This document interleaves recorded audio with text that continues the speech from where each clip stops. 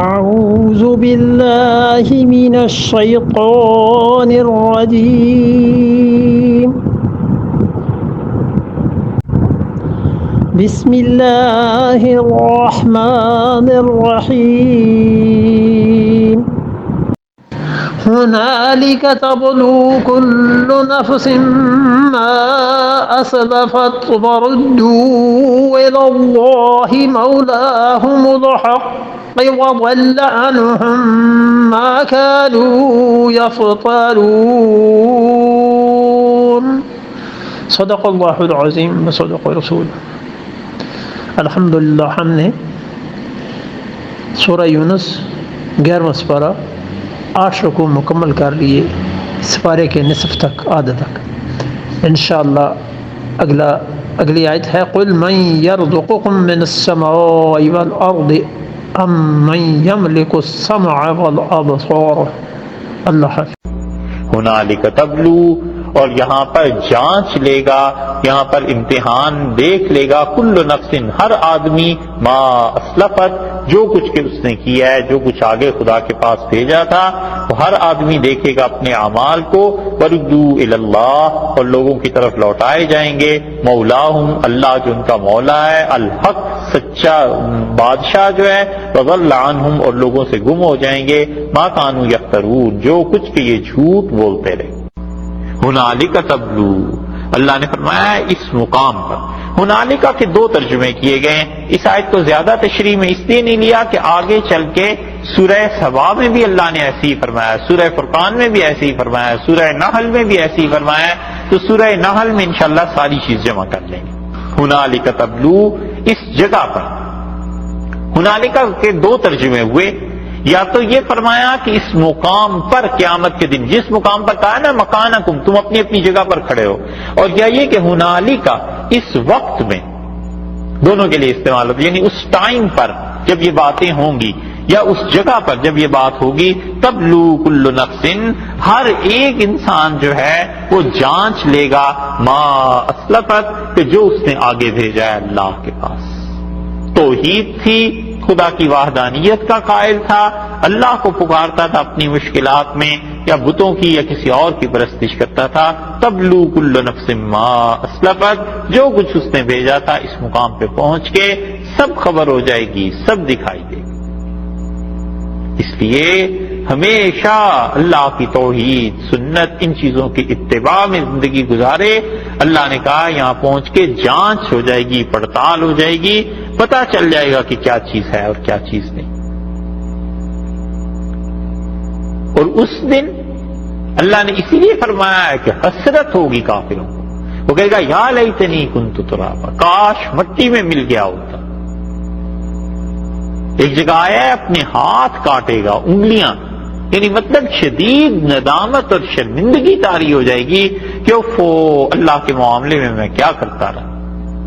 ما فرطت فی جنب اللہ، افسوس اللہ کے ساتھ میں کیا زیادتی کرتا رہا. اللہ پہ زیادتی کوئی کیا کر سکتا ہے؟ مطلب یہ کہ میں اپنی طرف سے کیسی نالائکی کی چیزیں کرتا رہا.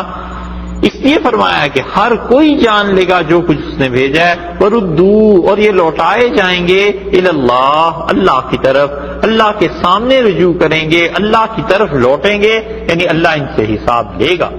اسی لیے رسول اللہ صلی اللہ علیہ وسلم نے فرمایا تم میں سے کوئی آدمی ایسا نہیں ہے جو اللہ سے بات نہ کرے. وَلَيْسَ بَيْنَهُ وَبَيْنَ اللَّهِ تَرْجُمَانٌ، اور تمہارے اور اللہ کے درمیان کوئی ترجمان اس دن نہیں ہوگا. ہر کوئی اپنی اپنی بات کرے گا. وَرُدُّوا إِلَى اللَّهِ مَوْلَاهُمُ الْحَقِّ، اور اللہ بھی کیسا؟ اللہ نے فرمایا ہے کہ کیا ہے؟ مولاہم الحق، سچا صاحب ہے ان کا، سچا، بالکل حق ہے، سچائی ہے، ان کا والی ہے، ان کا وارث. یہاں پر اللہ تعالی نے مولا کا جو لفظ استعمال فرمایا ہے، اس کو آپ دیکھیں، مولا ہم، ان کا مولا، یہ ہم کی ضمیر کی طرف لوٹ کے جاتی ہے. مفسرین کہتے ہیں کہ تھا تو وہ شرک جو اوپر سے بیان چل رہا ہے، تو اللہ تعالی نے فرمایا کہ ان مشرکین کا مولا، ان کا پروردگار الحق جو سچا پروردگار ہے، تو مشرکین کا مولا اللہ ہوا. ٹھیک ہے جی. اسی چیز کو اب سورہ محمد صلی اللہ علیہ وسلم میں دیکھیں 26ویں پارے میں وہاں ایک آیت آتی ہے جس سے پتہ چلتا ہے کہ یہ بات تو ایسی نہیں ہے. 26واں پارہ ہے سورہ قتال یا سورہ محمد صلی اللہ علیہ وسلم وہ لکھی ہوئی ہوگی، اس میں آیت نمبر 11 ہے.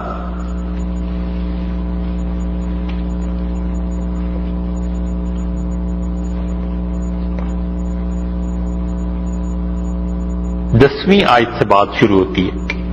26واں پارہ 47 نمبر سورت ہے، سورت کا نمبر 47 ہے. 10ویں آیت سے اس کی بات شروع ہوتی ہے. اللہ تعالیٰ نے فرمایا افلم یسیروا فی الارض، کیا یہ زمین میں چلتے پھرتے نہیں ہیں؟ فینظروا کیف کان عاقبۃ الذین من قبلہم، یہ دیکھیں کہ جو ان سے پہلے لوگ تھے ان کا انجام کیا ہوا. دمر اللہ علیہم، اللہ نے ان کو اکھاڑ کے دے مارا زمین پہ.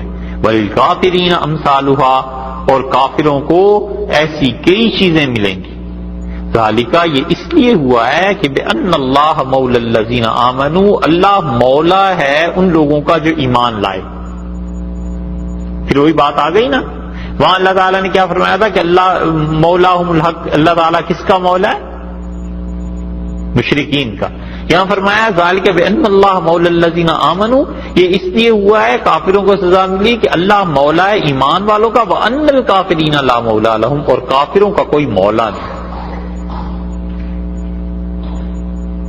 تو یہاں فرما رہے ہیں کافروں کا کوئی مولا نہیں، وہاں فرمایا مشرکین کا سچا مولا وہی ہے. تو مولا کا ترجمہ کیا ہوا؟